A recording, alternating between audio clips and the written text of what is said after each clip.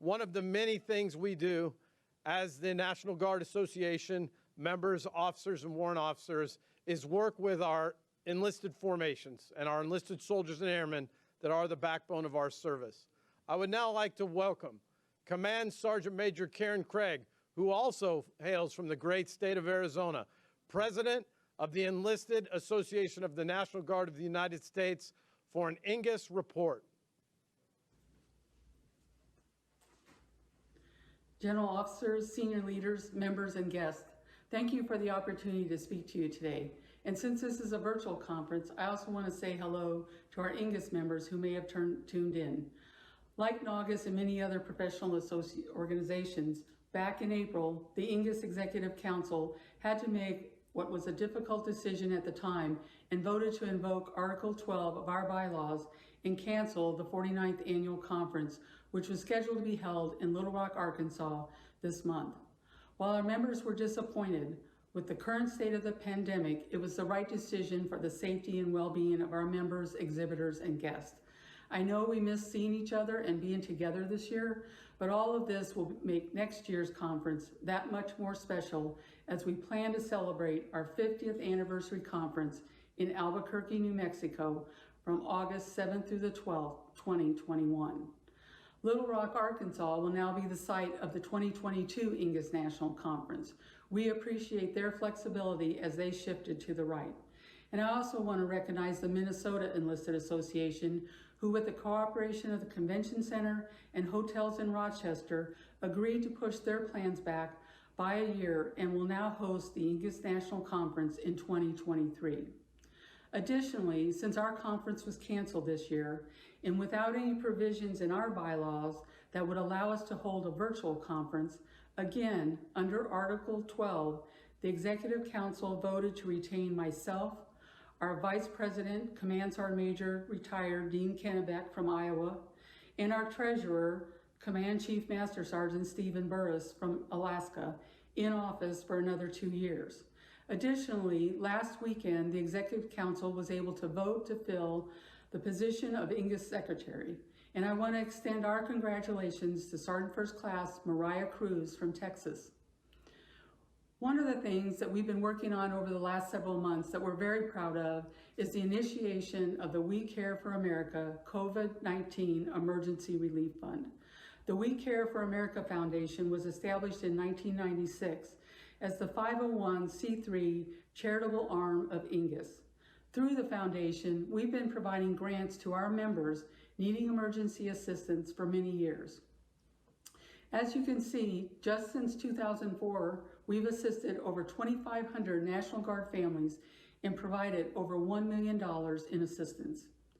As you may be aware, in May of this year, the NGAUS We Care for America Foundation received a donation of $250,000 from the USAA Foundation, and we immediately went to work to make these funds available to National Guard personnel. Not just our NGAUS members. These funds were made available to anyone in the National Guard, officer and enlisted, currently serving, retired, or former National Guard, who were experiencing a financial hardship due to COVID-19. This included those members who either they or their spouse had lost their civilian employment, had their hours reduced, or missed work medically due to COVID-19. As you can see, we received over 1,300 applications for assistance within the 48-hour window that was open. And within 10 days, those applications were all reviewed and over 500 grants were approved for those who demonstrated the most need. These $500 grants were given to soldiers and airmen of every status, rank, both Army and Air Guard, and to members from almost every state across the 54. Fast forward to last week, August 20th, when USAA announced that NGAUS We Care for America Foundation would be one of 6 military aid societies to receive a portion of the $20 million they committed to support military and veteran families impacted by the COVID-19 pandemic. Based on our application, We Care for America will receive another $750,000 in direct support from USAA so that we can continue to provide needed financial assistance to soldiers and airmen in your states. Over the last several months, we have also been working closely with the Service to the Armed Forces Division of the American Red Cross.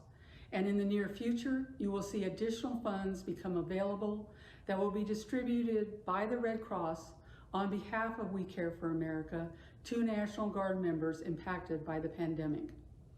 These added funds will help us achieve our long-term goal, which is to become the emergency aid society for the National Guard. These most recent funds donated by USAA will allow us to establish a no-interest loan program in addition to our current grant program, and as those funds are repaid, we will have the funds available to continue providing financial assistance to National Guard members well into the future.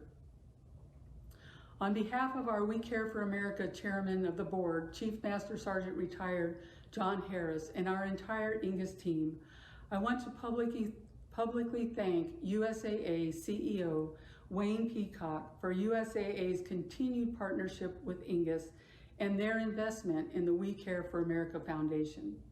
I also want to extend a special thank you to our friend at USAA, Chief Master Sergeant Retired Dick Smith, for his continued support and advocacy on behalf of our association and the enlisted members of the National Guard.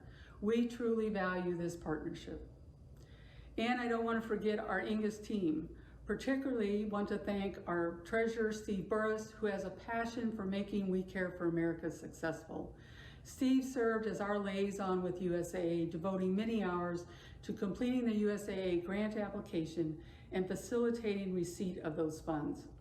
I also want to thank our national office staff and Luke Guthrie from NGAUS, who did a phenomenal job sorting, reviewing, and making the tough decisions on who would receive the resources we had available back in May when we received that initial $250,000 donation from the USAA Foundation.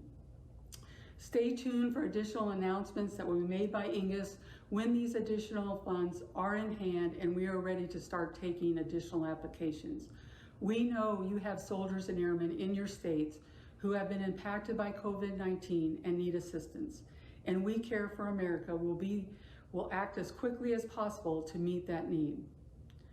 Legislatively, I want to mention some of our work this past year and also acknowledge our collaboration with the NGAUS legislative team on many of the current COVID-19 related bills, to include hazard duty pay, transitional medical care, early retirement eligibility, and retirement credit for canceled drills. One of our legislative wins this past year was when NGAUS testified before Congress last October, advocating that every day in uniform counts, which ultimately resulted in Defense Secretary Esper signing a memo granting GI Bill credit for those personnel performing duty on the Southwest Border Mission. We also advocated on behalf of our enlisted members in the Air National Guard to expand federal tuition assistance, which is currently being implemented in 14 states.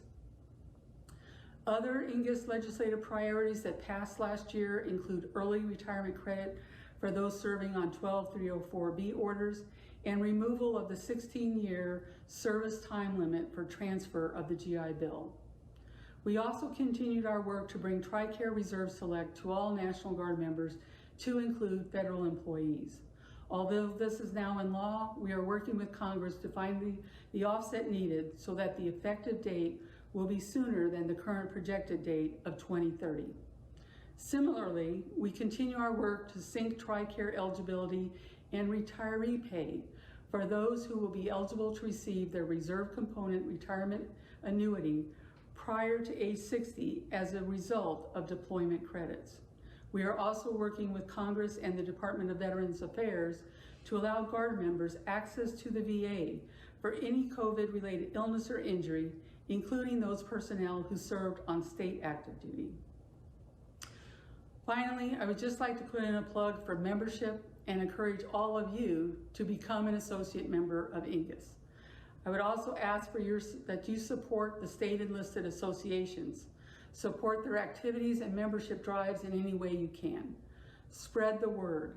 And as you talk to National Guard members in your states about joining professional associations like NGAUS, share our NGAUS story as well.